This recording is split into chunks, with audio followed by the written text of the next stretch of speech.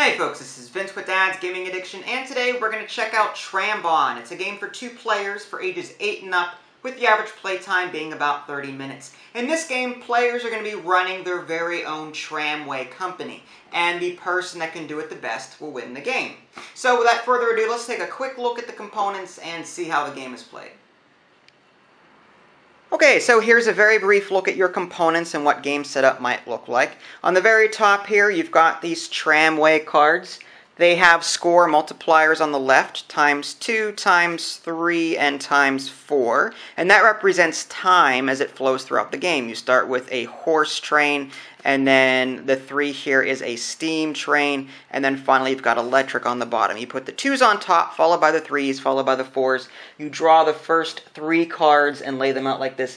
These 3 cards are the available supply for right now. You've got these terminal stations here, blue, red, green, and yellow, and players will be scoring on these throughout the game, and I'll explain that a little bit later. As far as this huge deck of cards here, these cards serve 3 different purposes. You've got the ability to lay these cards out in front of you to improve your line. You can also play this card as a passenger to the appropriate color, the matching color there, in order to get it to score, and again I'll get to that in a minute. Or you can play it on the reverse side to earn money. And the way this works is you shuffle the entire deck. The first player gets, I have to consult the manual because I don't have a photographic memory, 12,000 marks at the start, so you'll draw 12 cards for yourself if you're the first player. The second player gets 15,000 marks, so 15 cards. And then each player starts with a hand of 6 cards. They can look at these cards, that's fine, but these are solely used for money. They're not going to be using the reverse side to add to anyone, or add to these terminal stations up here, or add to their own line. That's what their hand is for. Any money that is thrown here acts as money, and that's it. Players also receive one of these little guide cards, basically outlines how a turn works, and you've got your score pad over here, and basically the game is broken up over tours. As these colors score, this over here will start to be filled out. So whenever blue scores, then you'll mark the scores for both players under Tour 1. And then later on, when red scores, then you'll record both scores for both players under Tour 2. And this will continue. Players will continue scoring on the various colors throughout the game until you finally reached your 10th tour. You scored that, and then players will add that point total, and whoever has the most will win the game. With regard to the flow of play, basically players take turns back and forth performing mandatory and optional actions. On a player's turn, I'm going to resort to this because, again, I don't have a photographic memory. The first thing that they're going to want to do is place 1 or 2 cards as passengers. This is the only mandatory action that you have to take on your turn. You have to play 1 or 2 cards as passengers. So the player's going to go ahead and look at his hand and decide which of these cards he wants to add to these terminal stations up here. That's what it means to add cards as passengers. So we're going to go ahead and just sort these real quick. We've got a blue 6, blue 9, yellow 3, a red 2, a red 8, and a green 3. So the way this works, and I'm going to give you a very brief overview here. Basically, players are going to be playing cards in front of them to try and build up their lines. And each line is going to be its own color. And what they're hoping to do is lay a whole lot of cards of whatever color is about to score or is going to score in the near future. So, so this player here has to assign 1 or 2 cards as passengers. He sees that he has 2 blue and 2 red. So he's going to go ahead and put the red 8 here as a passenger. Now, whenever there are 4 cards next to a terminal station, play immediately stops and it is scored on the score sheet over here. Both players will see how many cards they have on that line of that color and then score it appropriately. So we've added 1 card there. And the reason he played the 8 and not the 2 is because whenever you lay cards down in front of you, which I'll get to in a minute, you have to do it in ascending order. He didn't want to play the 2 because that's a pretty low card. So he could possibly play a 3, a 4, or a 5, or a 6 after that. If he had played the 2 instead here and then maybe laid the 8 down first, on this turn. He'd only be able to play the 9 or the 10, and that would be it, unless he got a conductor, which is sort of like a wild card.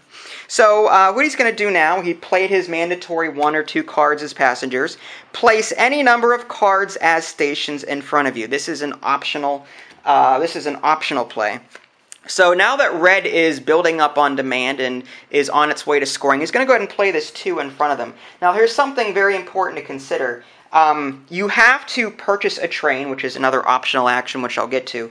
If you have to purchase one of these tramways up here and put it next to this line, otherwise these cards go away. So before you start laying down cards, you want to take a look at your money and see if you can afford to actually buy a tram or a train rather, for the cards that you're putting out. So he goes ahead and lays this red one down. He looks at the 6 and the blue 9, the blue 6 and the blue 9. He's like, yeah, you know what? Maybe I'll wait for maybe a blue 1 or blue 2 if I happen to get that in the future. So he's just going to stop there.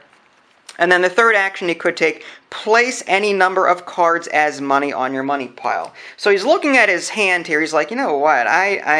Yellow and green, I mean, these are pretty low cards, so he doesn't want to get rid of anything, really. I mean, the yellow 3 might be good at some point, and the green 3 might be good at some point. But he doesn't want to start these lines right now because they do cost money. The cost of buying a train is in the upper right-hand corner, and these get more expensive as the multipliers go up. They cost 5 initially, but when you get to times 3, I believe it's 10? Again, yes, it's 10. So as the multiplier goes up, so does the cost. So he may decide just to hold on to these instead of chucking any for easy cash. He does start with some starting money already. So he decides to forego that optional action, and then, oops, that's the German side. Purchase trains, optional. So basically, like I was saying, whenever you lay these cards down, they do need a corresponding train. So he's going to go ahead and spend 5 money. 1, 2, 3, 4, 5. Okay, and he's going to go ahead and just put this card. Doesn't matter.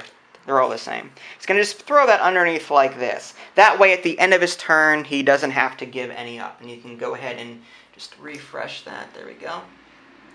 All right. So now he's safe. He doesn't have to discard anything at the end of his turn. And then finally, draw cards until you have a hand size of 6. So we've already got 1, 2, 3, 4. So 5 and 6. And that would conclude his turn. Okay, so I went ahead and advanced time and sort of fudged the table a little bit, put cards in particular places, just so I can quickly show you what scoring might look like. This is not actual gameplay, okay? So we're going to play out this player's turn. He's got 4 red cards here, red 2, red 3, red 4, red 5. They're each worth 1 point. The point value is listed on the very top middle there, and they're all sitting on a ×2 multiplier. Over here on the right, we've got 5 green cards, green 3, 4, 5, 6, and an 8. The 8 is worth 2 points. The other 4 are worth 1 point. They're sitting on a ×2 multiplier. All right, so the first thing that this player has to do on his turn is play 1 or 2 cards as passengers. And again, you simply add them to these passengers up here. Now, he has this red 1. He cannot add it to his own line because, again, you have to lay them down in ascending order. And that would, you just can't do that. A 5 is bigger than 1. So you have to play this card either as a passenger or as money as an optional action later. He's going to go ahead and place it here so that there's 4 cards. Now that stops play. Whenever there's 4 cards there, play immediately stops and both players score on that particular color. And then these cards go into the discard pile. Players do not remove their columns though. They keep their columns as is. They don't discard or anything like that. They only discard these cards up here. So what will happen is players will go ahead and take a look at how many points they've accumulated of that color. 1, 2, 3, 4 times 2 is 8. So under tour 1, this player would get 8 points. And then the opponent would go ahead and do the same thing. So both players score at the same time. Okay? And then these cards go into a discard pile. Alright, and the next time it reaches 4 cards, red will score again. Now again, these cards stay here. They do not get discarded. So now that he's done that, he can proceed with the rest of his turns. He's got another few optional actions that he could possibly take. And he's going to take a look here and he sees, you know what, I've got 5 green card's already there, I can score an extra tour if I lay down a 6th one. I could lay down this conductor or this joker here on this pile here. The joker does not actually score points, but it does contribute to how many cards you have in a pile like this. Or it could be played up here under any color just to sort of increase passenger demand. So he could play a joker here, but he's got a green 9, so he can play that on top of the green 8 and be done with it. Now the way the extra tours work, and this is only for the player that does it, and it can only occur once per game. There's a little extra tours section on the very bottom here, and that player only will count up the number of points and then, you know, take the multiplier into consideration and write that down here. And that's extra. That is not considered when, you know, you're counting how many are currently done in order to end the game. Speaking of which, in order to end the game, the players will continue taking turns, scoring on various tours until players get to their 10th score, or their 10th tour rather, and score that, and then players add that up, take into consideration any extra tour that they may have done, and then their point total at the very end will determine the winner. Alright, so there you have it, a very brief look at Trambahn. It's important to stress that I did not cover all of the rules found in the manual. This was just to give you a general overview so that you could see how the game was played. As far as what I thought, I could sum this game up in 4 words. Lost Cities on steroids. Excellent, excellent game. I cannot recommend this one enough. It's like Lost Cities in the sense that you're laying down cards in ascending order. Okay, so it has that same mechanic. However, this game takes it to so many new levels. I mean, you can add cards to stations to increase passenger demand. You have a bank account to worry about. And again, these cards have 3 different uses. So when you look at your hand, you're constantly thinking, okay, do I want to use it as this, or do I want to use it as this? Okay, now I have 2 red lines, and this is a low card, and these are high, so maybe I'm going to use this for money, or I can increase my demand for red, and then possibly score, you know, get it to score a lot faster. So there's different ways that you can, you know, sort of approach this game. You can concentrate on 1 or 2 colors. You can spread out and do, like, you know, 3 or 4 colors. And again, you can have more than 1 line of a particular color. So you could, you know, have 3 red lines and just try and pump out as many red cards as you can onto the red station and just score it as many times as possible. Or again, you can, you know, sort of spread yourself out, see what your opponent is doing, and possibly even get him to add to demand on a particular color that you're going to be looking to score on at some point in the future. So not only do you have to consider what colors you have and what you're looking to score on, but also what your opponent is looking to score on. You don't want to add cards to a station of a color that he has in abundance in front of him. So you may have to switch strategies mid-game. This is an excellent game, I gotta say. Trambahn, excellent 2-player game. Go pick it up. I normally don't say, you know, just go buy it. It's a must-buy, because everyone has different tastes in games. But with this one, I like it so much that I have to say it. It's worth the money. It's a great 2-player game. If you enjoy Lost Cities, then I think you'll enjoy this game too. If you're a casual player though, and like you find Lost Cities to be challenging enough, you may not like this game because there is some thinking involved with regard to what you're going to be using your cards for and what colors are currently hot at the moment, that kind of thing. So, you know, casual gamers may find this to be too much for them, in which case I would recommend Lost Cities, the card game. It's much lighter, plays a lot more quickly. This game, I would say, is more for light to moderate strategy fans that like Lost Cities but want something a little more. So again, Trambahn, if you guys want to check out my full written review, you can. www.dadsgamingaddiction.com. If you haven't already, subscribe to my YouTube channel. That way you can keep up to date with any new content I happen to publish. This is Vince. Thanks for watching, and I'll catch you next time.